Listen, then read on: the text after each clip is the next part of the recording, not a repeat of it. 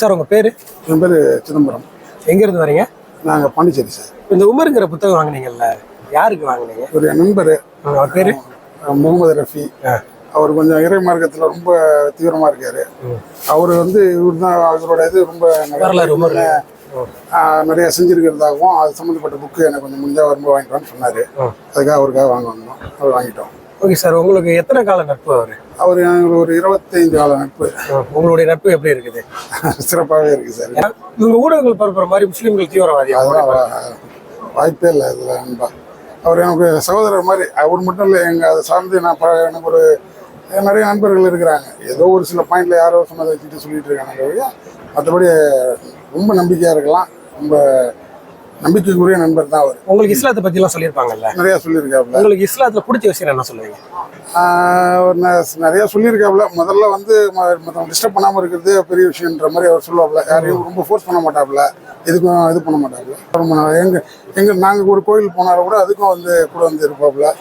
எங்களையும் தேவைப்பட்ட இடம் வரைக்கும் அழைச்சிட்டு போவாப்புல, எல்லாமே செய்வாப்புல. உங்களை பள்ளிவாசலுக்கெல்லாம் கூட்டு போயிருக்காரு. அப்போ அந்த ரம்ஜான் அந்த தொழுகை டைம்லாம் அந்த டைம் சம்மந்தமாக நிறைய பேசுவார். அந்த கஞ்சி, அந்த உணவுகள் அதெல்லாம் கொடுப்பாரு. நிறைய பேசியிருக்கேன், நிறைய சொல்லுவார். நீங்கள் பள்ளிவாசலுக்கு போயிருக்கீங்களா? உங்களோட ஃபீல் எப்படி இருந்துச்சு? நல்ல அமைதியாக பீஸ்ஃபுல்லாக ரொம்ப இதாக இருக்குது. நம்ம எதை நினைக்கிறோம் அந்த ஃபீல் நல்லா எனக்கு ரொம்ப பிடிச்சிருந்தது. அந்த ஃபீல். இஸ்லாமியர்களுக்கு உங்கள்கிட்ட பிடிச்ச விஷயம் என்ன? ரொம்ப நம்பிக்கையாக இருக்காங்க. எனக்கு தெரிஞ்சு பழகிட்டாங்கன்னா அதுக்கு மேலே போல்ட்டாக நம்பலாம். இவங்க சொல்கிற கட்டுக்கதைகள் மாதிரியான விஷயங்கள்லாம் நான் இது வரைக்கும் என் லைஃப்பில் எனக்கு 45 ஆகுது, இது வரைக்கும் நான் பார்த்ததும் இல்லை. அது மாதிரி எனக்கு ஃபீல் இது வரைக்கும் எந்த ஒரு முஸ்லீமும் எனக்கு ஏற்படுத்துறது இல்லை. தெரிந்தவங்களும் சரி, இதில் தெரியாத பார்க்காத ஒரு இடத்துல போய் நிற்கும் போதும் அவங்க எல்லாமே எனக்கு நண்பர்கள் நல்லாவே உதவி தான் செஞ்சுருக்கிறாங்க. அது இப்போ நடுவில் எங்கெல்லாம் ஃப்ளட்ஸு அதெல்லாம் ரொம்ப பிரச்சனையாக வரும்.